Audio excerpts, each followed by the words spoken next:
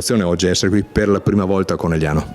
Sì, certamente grandissima emozione, perché l'Orchestra Barocca di Venezia suona per la prima volta a Conegliano, e poi ho un ricordo personale perché avevo dei carissimi zii qui di Conegliano e uno dei miei primissimi concerti da solista l'ho tenuto proprio qui a Conegliano più di 44 anni fa. Ero un ragazzino e quindi è davvero bello essere qui con voi.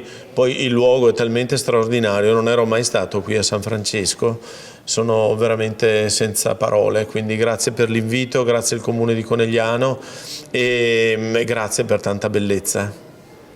Musica barocca, una musica d'élite o qualcos'altro? La musica barocca non è assolutamente musica d'élite, veniva considerata per anni una musica pesante, noiosa, ma perché veniva suonata, diciamo la verità, molto molto male, senza capire lo stile, e per il barocco questo è fondamentale. Nella musica dell'Ottocento non c'è una grande esigenza di conoscere lo stile, diciamo, ci sarebbe anche la musica dell'Ottocento, però lì non ci se ne rende conto, ma nel barocco, se si sbagliano i tempi, se non si capiscono le articolazioni, se non c'è un po' di conoscenza filologica sulle prassi esecutive, davvero la musica barocca soffre e alla fine non richiama l'interesse degli ascoltatori. Oggi è esattamente il contrario, perché abbiamo tantissimi gruppi specializzati in tutto il mondo, i gruppi italiani sono tra i migliori, e particolarmente anche i gruppi nel Veneto, come l'Orchestra Barocca di Venezia, che ha praticamente suonato in tutte le sale più prestigiose del mondo, e vedo che l'interesse per la musica barocca è molto forte. C'è un pubblico anche giovane, un pubblico davvero, diciamo la verità, è molto più facile ascoltare il repertorio del Settecento rispetto a un'opera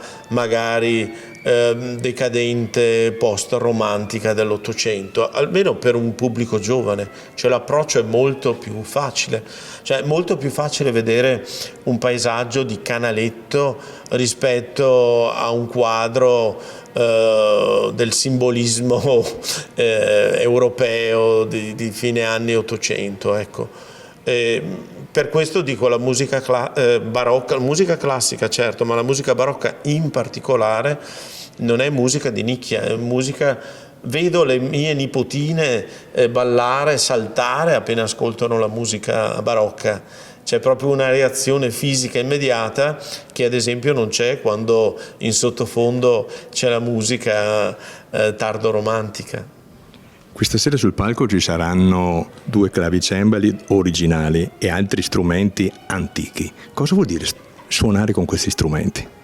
Sono strumenti particolari. Certamente il clavicembalo è uno strumento a tastiera, ma che non ha nulla in comune ad esempio con un pianoforte, perché è proprio il sistema meccanico completamente diverso, e nei clavicembali al posto del martelletto abbiamo un salterello sulla cui estremità c'è una penna che in origine era una penna di corvo.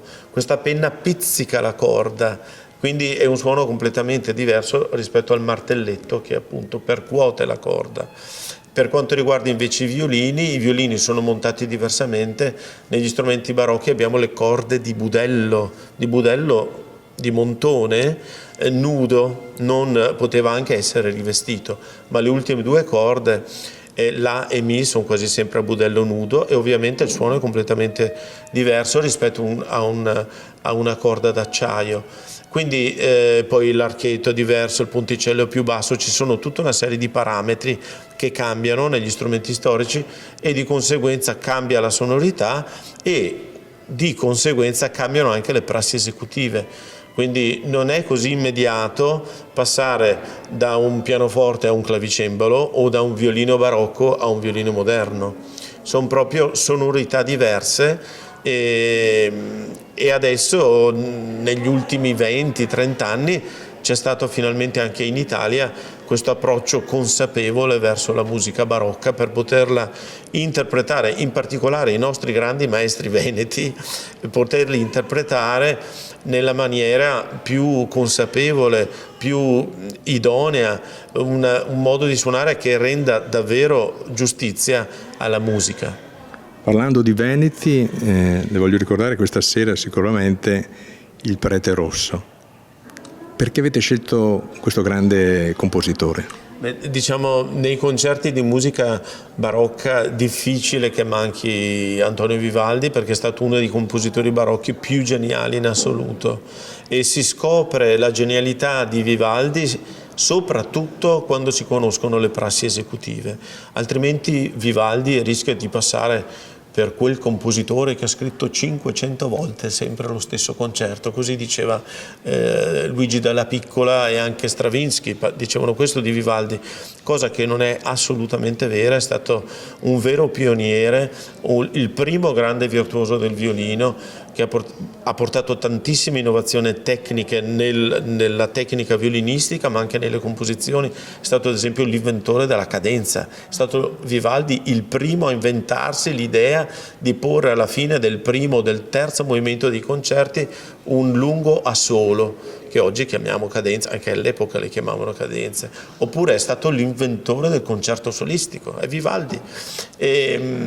Oggi avrete la possibilità di ascoltare concerti con sonorità molto diverse. Avete il concerto per flautino, questo strumento piccolissimo, un concerto molto molto virtuoso, poi un concerto a 2 violini, il concerto a 2 violoncelli. Poi Vivaldi amava molto la varietà anche dei colori, quindi proprio questa tavolozza ricchissima dei colori di questi strumenti, e che all'epoca non venivano, ad esempio il flautino non veniva usato come strumento solistico.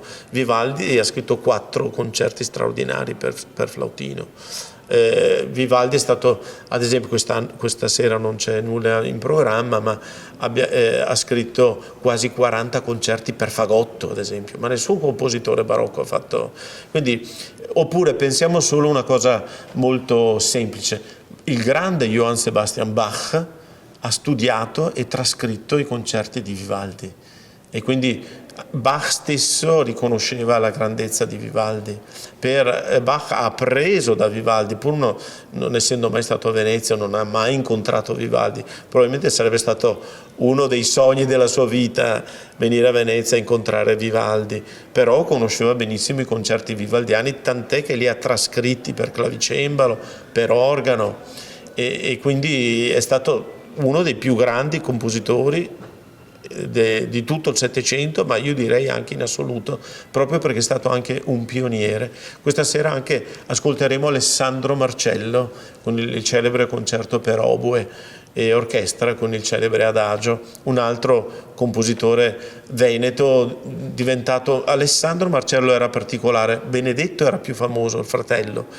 Alessandro era anche un pittore, era un collezionista d'arte, un collezionista di strumenti musicali, e ha lasciato anche questo splendido concerto per oboe, che è stato pure questo trascritto da Bach per clavicembalo solo.